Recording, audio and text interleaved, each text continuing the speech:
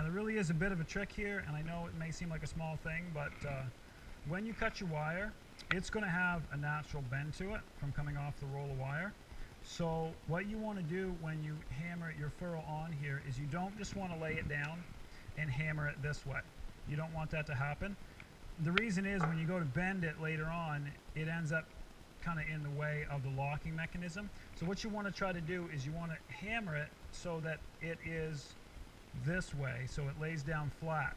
What I always do is lay them on the floor, and then I just turn this about 90 degrees, then I hammer this down flat. I leave about, you know, a good 1/4 inch on the end, let it grab real well.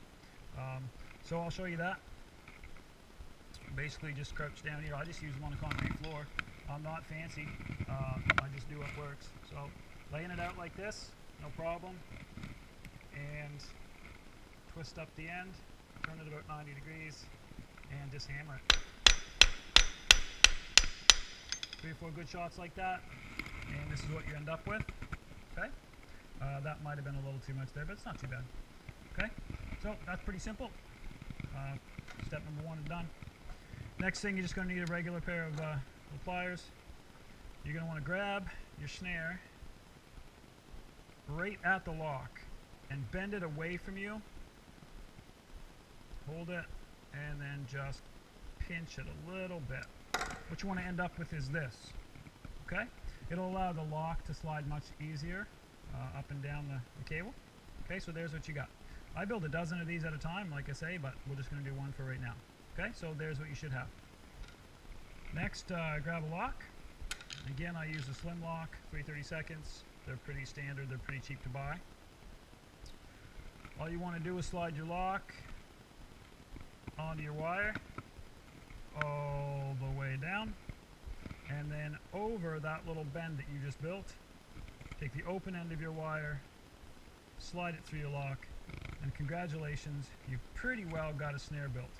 And you've got one that works efficiently, and these snares are really quick down. Now I'll show you in a later video how to load a snare to actually give it a spring type that almost closes itself on contact, but these are pretty good this way. All right, so pretty straightforward. To finish it off, all I'm going to do is take a double furrow through one end, through the open end here, give yourself a big loop, and then back through the other end. Okay? Now pull it tight, give yourself a place to put your tie wire, and again, we just bend down and give that a good hammer closed.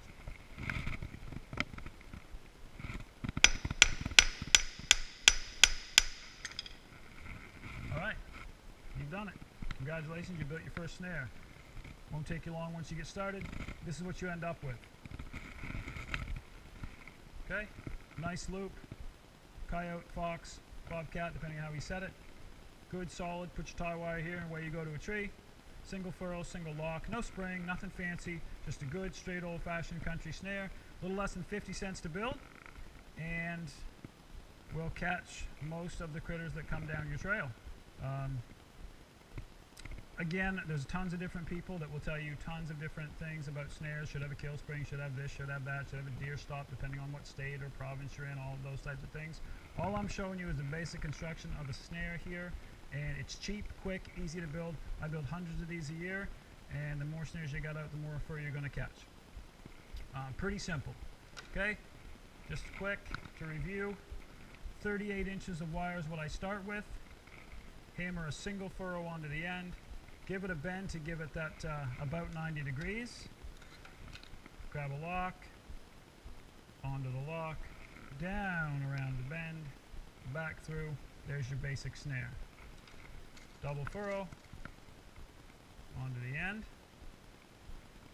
big turn, push it back through, give yourself a 1/4 to 1/2 of an inch, pull this tight, hammer that down closed.